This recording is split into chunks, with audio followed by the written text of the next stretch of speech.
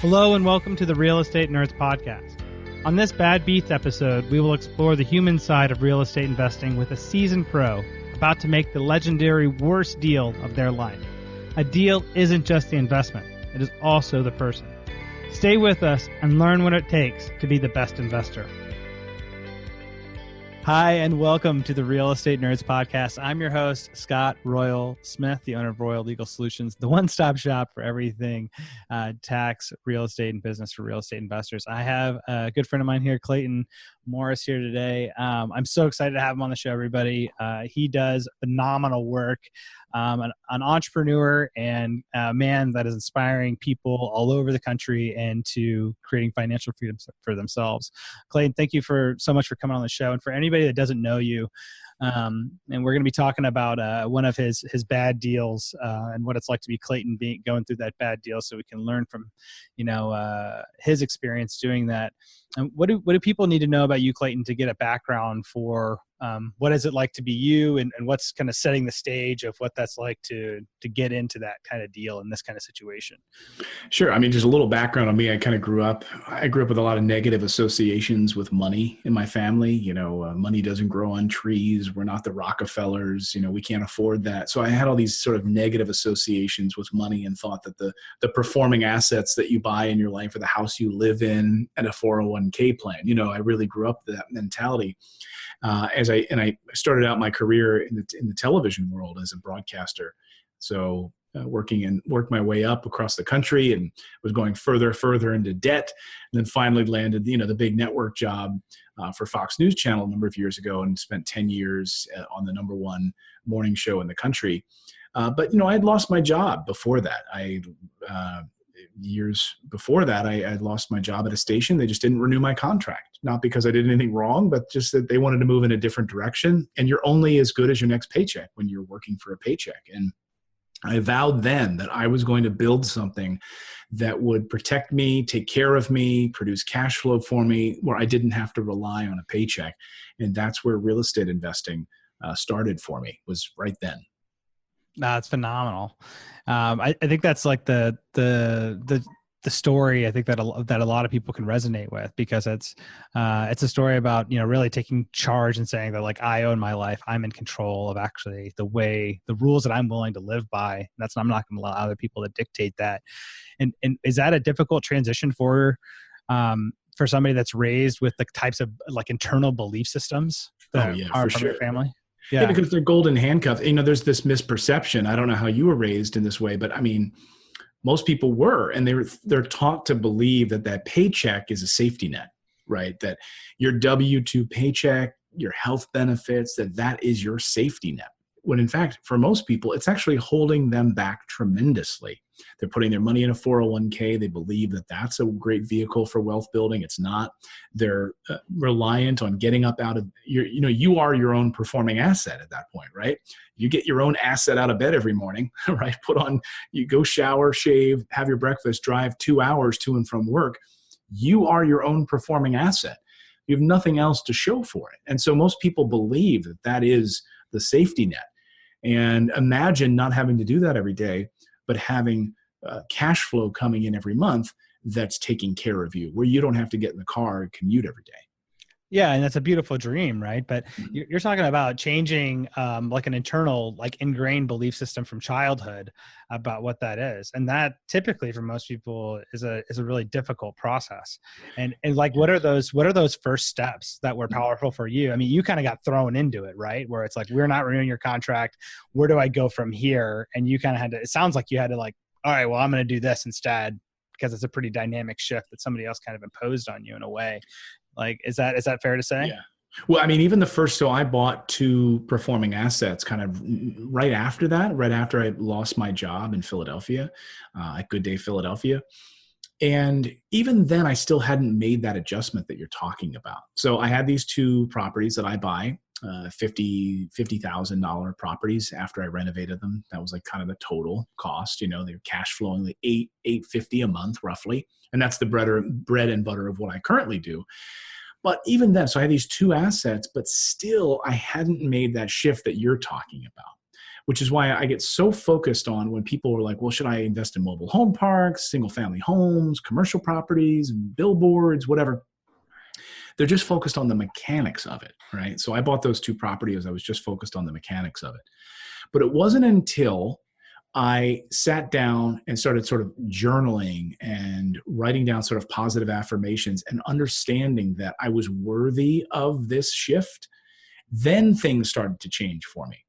And see, that might sound a little, frou-frou and weird for most people, but it absolutely is true that you've got to shift this idea around abundance, that if you are worthy of abundance, wealth consciousness flowing to you, then you create more of that. But if you're still ingrained in the old, I'm a, W-2 world, that you're not worthy of it, then guess what? It's not gonna come to you. You're gonna end up hoarding money. It's like the show Hoarders. So when you start getting that cash, you're sort of, the universe isn't going to look at you as being a good steward of that money. And therefore, opportunities, meeting people like you, friends come into your life where you can start to do deals together. All of that will align itself. So to answer your question, I wake up in the morning early and I would start to journal a little bit about what I wanted my goals to look like, how I wanted the future version of myself to be. And I really had to undo and unwind all of these negative associations with money, these sort of memes around wealth building. And they still pop up from time to time.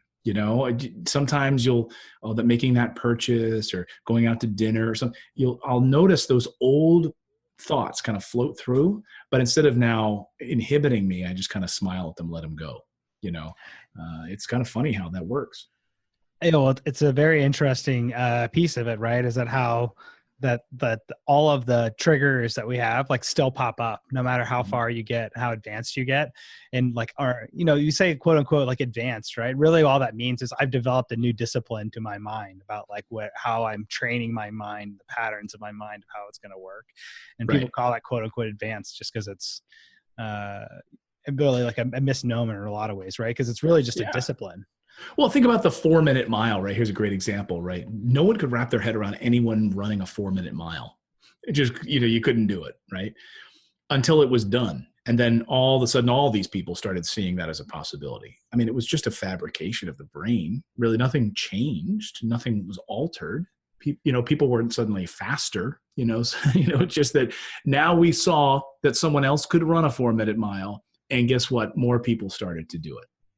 It's phenomenal, right? Because then it really what I think we're delving into here is really saying, maybe we're capped or about the ability of our belief systems that we have about ourselves and what that's possible. And maybe that's when we're talking about things going bad, quote unquote bad in our life, is really a reflection of saying, man, I have a belief system that's running somewhere in my software or my brain that's not serving me in some way, shape, or form, right? That either created blind spot or created something else that allowed this to occur. So this is really a perfect segue into actually talking about what we got going on as the thrust of the show into it, right? But I wanted to give you a chance to respond to that before we jump in. Sure, absolutely, and kind of talking about your good deals and bad deals is how it all comes together. Yeah, absolutely. Well, Clayton, let's jump into your bad deal. You want to what's the background that we need to know about this deal?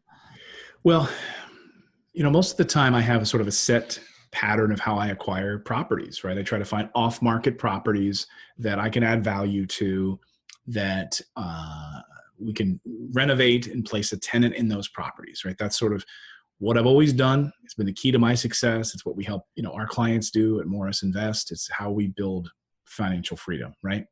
It was the formula by which I got started. Those first two properties, I repeated with a third and then a fourth and then a fifth, right? Find a great off-market property that I can add value to, and then place a tenant and get it cash flowing in a good C and B class market. Well, a couple of years ago, we had the opportunity through an investor kind of friend that brought me a package of properties in a state where I wouldn't normally buy properties because of the higher taxes in the state of New Jersey. So this deal kind of fell into my lap, and it was a gentleman who was a retired landlord, which are, a lot of times my favorite people to buy from, right? Because they probably managed it poorly. They were managing it themselves, which I never do. I use a property management company. They They probably have the properties undervalued. They want out, right?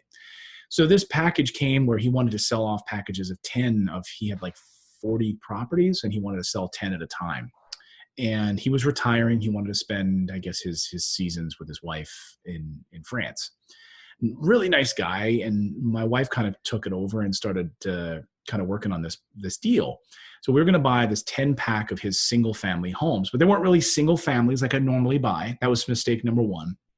They ended up being kind of joint, almost like duplexes, but in New Jersey, a duplex, it's weird. You know, if you go to like middle of, the country, a duplex, you own the whole building, right? So you buy a duplex, it has 2 doors, and you buy that as one deed. In New Jersey, you can find duplexes that are deeded separately. So, number 1 and number 2 on the side, and 2 different people could own a section of that house, almost like a townhouse in a way. Mm. So slightly different setup. So number 1, that was kind of the difference for me. That was a mistake because I didn't know it. I didn't know it well. This wasn't something I was used to, having sort of a joint roof now. I've got to kind of get, I've got to deal with a different roof. If this one was replaced differently than this, if I wanted to sell off a portion of it, I'd have to do that differently. So just some differences there. I then took the extra mistake of sort of listening to this landlord, right? And I should have paid more attention to the fact that he's a tired landlord, so he's getting out because he's tired of it. Instead, I maybe sort of ignored the signs that he would collect the rent himself, and he had a great relationship with these tenants. He told us, the tenants are worried now that I'm kind of stepping out, but I'm going to make and assure a very easy transition over to you guys. I'm going to assure them that, you're not going to kick them out and all this. They've been there many, many years and they love living there, right? So he was very hands-on. Well, I'm very hands-off with my real estate. I want my property management team to handle it. So that was mistake number 2. So we end up going through this process. We end up closing on this package of 10 properties, and we worked with a property management company to get them turned over, and everything was going to be handed over. Well, immediately right after closing, we had two tenants kind of just bail. Also in our inspections, like everything looked pretty decent. There was some deferred maintenance we were going to do on some of them. We should have been clear on exactly what that deferred maintenance was going to look like. I think we just put too much trust in this tired landlord who was a super nice guy. And I spent a lot of time talking with him and, kind of going through it. But I should have paid much more attention to this deferred maintenance. I should have paid much more attention to the tenants he currently had in the property.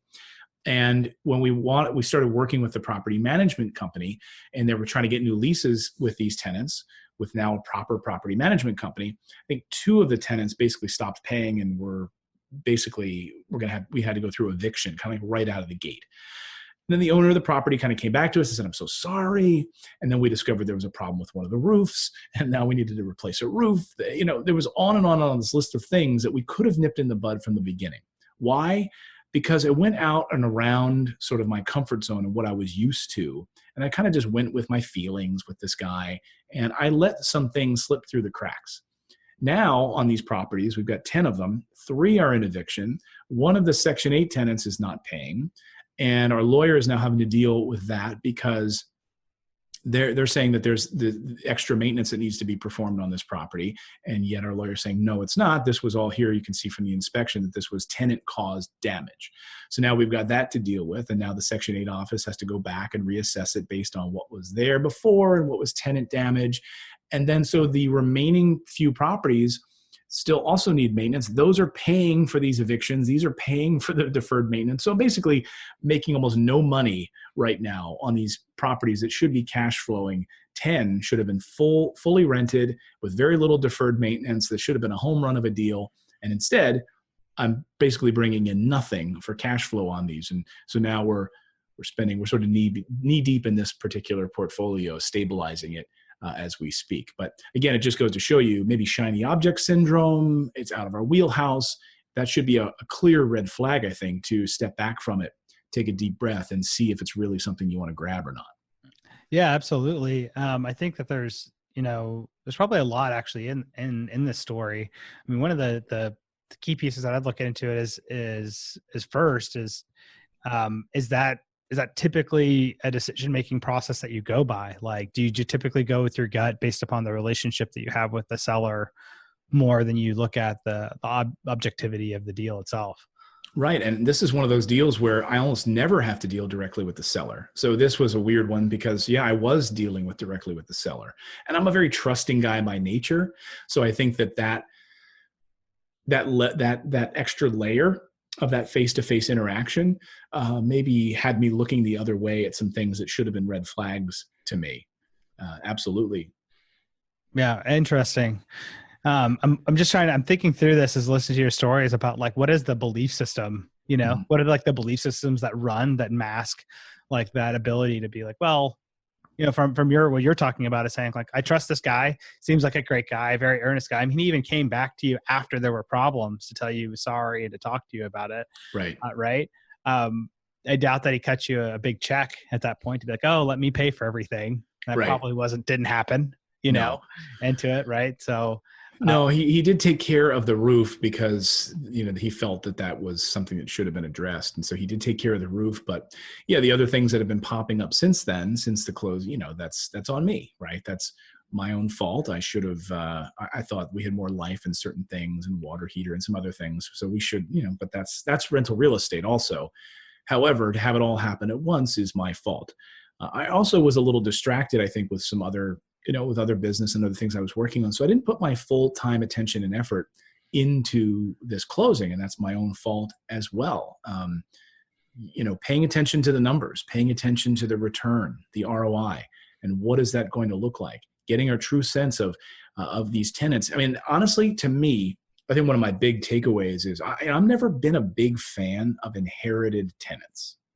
In my experience and the hundreds of deals that we've done, when someone tells me, oh, yeah, you got a tenant in there, inherited tenant, and I'm buying the property, chances, unless I can see a full tenant ledger and I can see that this person pays on time and there's there's a true and accurate lease on the property and this person pays on time, here's their banks, all of those pieces are in place because, we've heard horror stories, right? I'm sure you've heard them in the legal world, faking tenant ledgers and is this, I know in the large multifamily space, that's a serious problem, right? Large tenant ledgers being faked. I've certainly heard horror stories where you've got 100-unit apartment complex and how many of them are actually tenanted when you're selling the property, right? Mm-hmm. So, absolutely.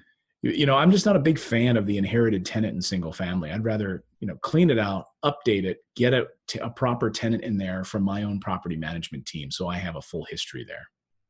Yeah, that's a nice tip, to not really, a lot of people I think about inherited tenants and always look at it as a safety net, Mm-hmm. but like you don't actually, unless you have all that documentation, which almost nobody in that situation is going to have on the other side of like, what's the full, all of the documentation around it. Because just most landlords just typically aren't doing that kind of due diligence, right? Well, and exactly. And you also know that tenants, let's just say, tenants aren't always the most trustworthy people in the world, right? And so when you're transferring property management to a new property management company, a lot of times tenants see that as an opportunity, right? They see that as an opportunity to maybe skip out on rent, to not pay rent, to say, yeah, there's a bunch of problems with this house. I'm not going to pay rent this month until new owner, gets it taken care of.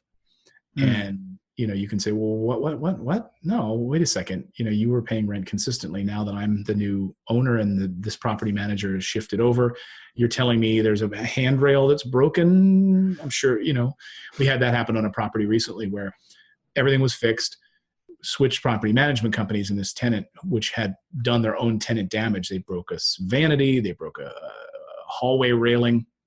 That doesn't just break, unless. Right. So they wanted to blame it on that this house is in disrepair. But what they didn't want to admit is this is your disrepair and it should come out of your security deposit. Yeah, absolutely. Right. And that's one of the more complex kinds of conversations that you have to be a little bit tougher with people, I think. And Right. I was just wondering in here, Clayton, let's say that you end up like, it sounded like this is one of those situations where you're jumping into like a new asset, class, a new type of deal, but it's not that much. I mean, it's different, right? But it's not like you went from single family homes to apartment complexes. It was a tweak on a piece of real estate with that. But even in that context, like that was enough to throw you from your typical deal structure to a new deal structure. And I got to tell you, from doing a lot of these interviews with people, like that's one of the most common stories that we get, which is what happened with the bad deal is like, well, I went out of my lane. I had a lane that I knew how to make money in, and I went out of my lane. And they're like, I shouldn't have got out of my lane. I'm like, wait a minute. It can't be the case that we never go out of our lane, because it's when we go out of our lane is when we find the new opportunities, and that's when we grow and we learn new angles to be able to make money after it. So there's got to be a way that when we're changing lanes, that we're doing it in the right way. And I was wondering if from your take on it, man, when I'm looking into the next deal that I'm going to do where I'm going to be changing lanes, have you thought much about like, or does something come to you now in this moment about here's what I would want to do differently the next time I'm changing lanes? Sure. I think you bring up a great question, a great point, which is that if you're going to change lanes, you've got to be all in on that lane change, right? Think about just driving a car. If you're changing lanes and you're going 80 miles an hour, or 70 miles an hour on the freeway, and you're going to change lanes, you better be checking blind spots, right? You better be looking over your shoulder. I can't stand when people just change lanes and just do this, just drift over and they don't look over their shoulder, or they don't look over this shoulder and check their mirrors. If they drift slow enough, everybody else will avoid them. Right. Must be the belief they're running. Right. So you change lanes, you've got to make sure you're not texting, you're not, talking to someone on the phone. You're really paying attention to that lane change, because you have to use all of your faculties in order for that to happen. And I made the mistake of not using all my faculties. I was distracted. I thought, this is fairly similar to what I normally do. Yeah, it's New Jersey. I don't normally invest in New Jersey because of higher taxes, but this was a good area. Taxes are slightly lower. It's near a military base. This will make sense. This is a good package. Let's just do it. There were things that like we should have paid attention to that I kind of just looked the other way because I was distracted when I was changing that lane. So you're absolutely right. Growth comes from discomfort, but growth doesn't come from being distracted. So you need to be fully invested in that discomfort and sort of surrender to it. If I was going through this process in the beginning, I could have gone back and said, okay, it seems like these tenants are not going to be terribly happy with us switching over. I want to really dial this in, making sure that we can get these properties, these things properly stabilized beforehand. Let's make sure that we can get new leases with these people. Let's make sure all these things are dialed in with the Section 8 tenant. Let's make sure that the roof is okay. There's all these things that should have been taken care of ahead of time to the best of our ability. And because I was distracted, that's what happened. You're right. So it wasn't much of a different asset class for us, but it was definitely not keeping our eyes focused on the paper and the task at hand. Yeah. Well, and like there's another piece of this too, which is like even recognizing that you're necessarily even changing lanes, right? Mm-hmm. Like that's probably in itself a difficult piece of this puzzle, is even like the awareness of saying like, okay, this is something that I need to pause about and wonder about. Sometimes I find whether it's in investing or just running my company that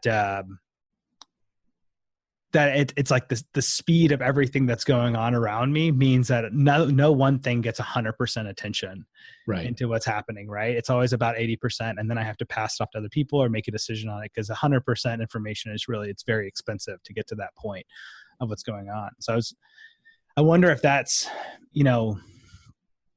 one of the key takeaways from this lesson is about, is really being tight on like really narrowly defined on like, this is what I do. And then anything outside of that, maybe make sure that I maybe have the space for it, maybe pick up a co-pilot, that says like, if I were to be investing with somebody that was in New Jersey that even had like a 10% stake or 5% stake, into it, that they would have been all over all of these issues because they had the time to invest into it where you didn't or something. I don't know. Great point. I mean, right now we're working on a deal that's totally outside my wheelhouse. It's a land development deal with, subdividing and we're really excited about it.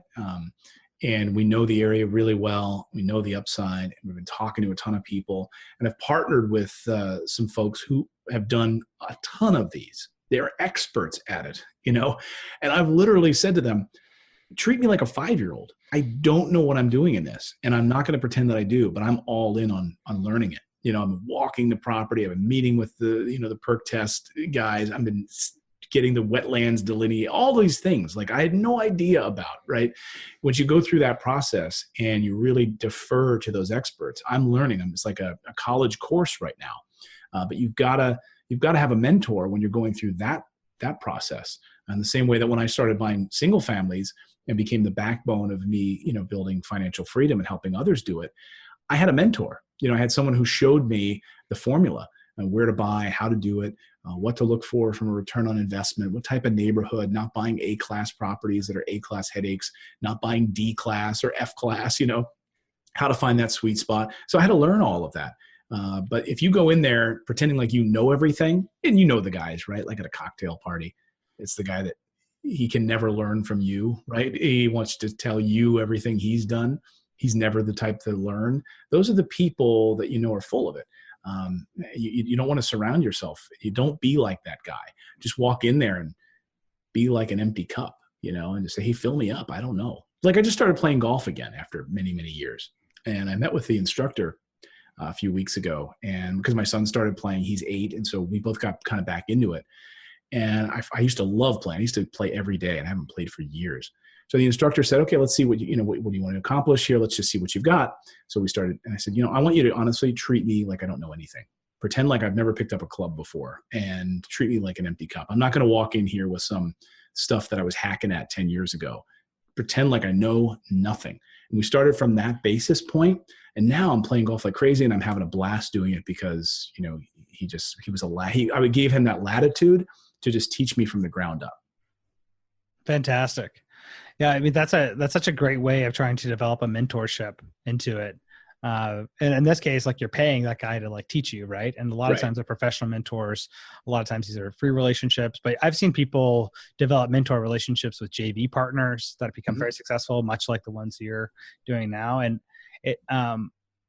and I think that's probably like one of the key pieces that I've seen time and time again is that anytime people are trying to pick something up that's new, or whether we're trying to, change a lane, have something that's pretty similar to something we've done before, it's having a relationship with at least one other person that's experienced that field that we can lean on, is the number one driver for success. And as I'm saying this, I'm like thinking about my own company, about being like, man, we're developing like some new stuff that we're burgeoning on, and I haven't partnered with anybody on that piece yet of this new developed piece of technology. So it's like kind of hitting me home right now about like what's going on with some of the new pushes that we're making into it. So I just think that's a great lesson overall. And if you were going to leave the listeners with today with something that you think is like the crux of one thing that they would walk away from to remember as a lesson from your story here today, Clayton, what do you think that would be? Well, don't be too proud to ask the right questions, I think is something I haven't really thought about or articulated much, but I think you bring it up great. And I think to hit it home is this idea that if you want to sort of geometrically grow your business, like one of my mentors, one of my teachers, Jay Abraham, one of the great marketing gurus of all time. One of the things he talks about is, 50% of something is better than 0%, right? So if you can partner with a company that knows what they're doing, or a JV partner that really could guide you, and they make 50% or they make a portion of it, but guess what? If you tried to do it on your own, you'd make 0, right? Because you don't know what you're doing. So imagine partnering with someone that can help you. Don't be too proud to ask the questions you don't know. So when I get on a call sometimes with my team or my digital team, I'll say, talk to me like I'm a 5-year-old right now. Pretend like I don't know what you're talking about, because I probably don't. And don't be afraid to talk that way, because you're going to learn some amazing things if you're not too proud. Yeah. That's fantastic. Yeah, I think that the pride really gets you nowhere, like all the time, right? It doesn't even get you respect from other people. Right. Other people will pick up on the pride, and then they'll just think you're full of it. Right. The guy that's at the cocktail party, right? That wants to tell you about all the great, he's like, oh, I made all these millions of dollars in investing, and it's like, I'm this and that and the other thing. I'm like, that's somebody I would never probably want to do business with. Right. Like there's something off that you think that you need to act that way. But like we really learn we learn the most, and we trust people the most actually by asking questions and then engaging people on that level of like sharing information with each other based upon it. And the only reason I bring that up is for I know that some people would be listening to this show and they're like, man, I'm afraid to like actually go up and tell people because I don't actually know anything. And it would be one thing to be, Clayton Morris and be like, treat me like a 5-year-old. And people are like, well, you've already built so much. Like right. You're really just saying that to, kind of diffuse the situation and get people to, break things down easy for me. But for people that actually like don't know anything, that can be really difficult because it's a shot to be like, what's my value and worth if I don't know anything and I'm talking to you about it? And that can be one of those belief systems, I think, that kind of runs and definitely runs in me to some degree in some circumstances. And I'm sure it runs in a lot of people, but I just wanted to remind everybody, and that is saying that there's value inside of just being open and honest and connecting with other people and asking questions for them. And that most people really enjoy the process of sharing what they know with others. And it's actually a gift to somebody else to give them that opportunity to share with you, to help you. We know from our just human psychology is that, the greatest thing that develops to our own personal happiness is how we give to other people. Mm-hmm. And so by asking people those questions of like, teach me, like as if I don't know anything, and just to ask them for help is actually a gift to them, to allow them to be able to help you. And try to, if you can wrap your mind around that, it can be difficult to do, but if you can wrap your mind around that, then it becomes like, oh, I'll give this person another opportunity to help me. And people out there will have this opportunity to help us. And I think we can use that to our advantage instead of thinking that we're bad for asking people for help. Right. I know that your company helps a ton of people and gets people fired up. I mean, I was on your podcast, a while ago, and I was blown away by the hearing all of the people that listen to your podcast call up that I talked to. I mean, it must have been 100 people, I feel like. Wow, that's I must great. have called up into it. But the level of inspiration that you give people into rethinking about their ability to achieve financial freedom and laying out, here's the frameworks by which you do it, and here's the tools, and equipping them to be able to do that. It's such a beautiful thing that I think that you're fundamentally changing people's lives. As much as you are doing it from a financial perspective, you're doing it from a philosophical as well as mental and belief system perspective, and giving them like real quantifiable achievement where they wouldn't otherwise have the strength or the know-how or the courage to do it if they were left up to their own. I just want to say that I never had an opportunity to tell you that before, but I think that's really great that you've built that. And you spent your life creating that for people. In terms of, just kind of wrapping up here, Clayton, in terms of, people wanting to connect with you and the types of people that you're looking to connect with now, what's the best way for them to do that? And who's the ideal people that should be reaching out to you? Sure. I mean, if you're a fan of podcasts, you're listening to this. I mean, we have it's very generically named podcast, just called the Investing in Real Estate Podcast with Clayton Morris. And I hope you come over and check that out. And we talk about a lot of family planning around family, running your business, your family as a business, and how to, do wealth building around real estate investing. That's what we've done and help people with financial freedom. So that's a great way to connect. Another great way is to just come to our website, morrisinvest.com, just book a call with us and see if turnkey real estate is a solution for you. Our team will jump on the phone with you for 30 minutes or so and get a sense of what your freedom number looks like. Are you ready to invest? We can help you with that whole process and taking next steps to buy that first rental property. So those are probably the best places to connect with me. That's awesome, Clayton. Thanks so much for coming on the show. And as always, everybody, this is Scott Royal Smith. I'm the host here at the Real Estate Nerds podcast. I'm the owner of Royal Legal Solutions, the one-stop shop for everything legal, tax, and business for real estate investors anywhere in the country. Thanks very much for everybody for tuning in, and we'll see you guys again soon.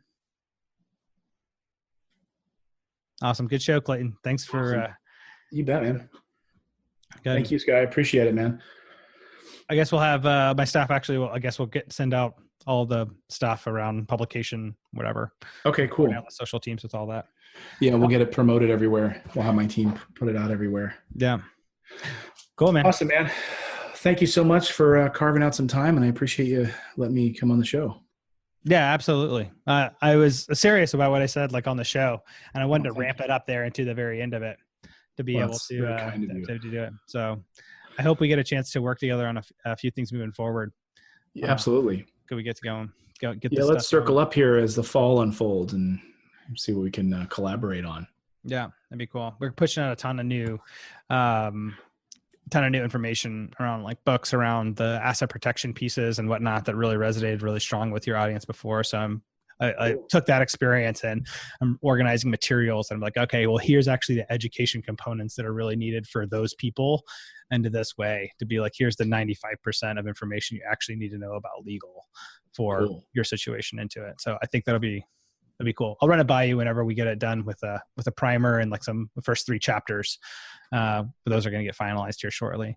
So you can take a look at that and see if that's the right jive. But I'd appreciate your feedback on it. If you have a moment to take a look at it, just to see is that the right tone and the right type of energy that really resonates with the emotional side of what, all this stuff is about.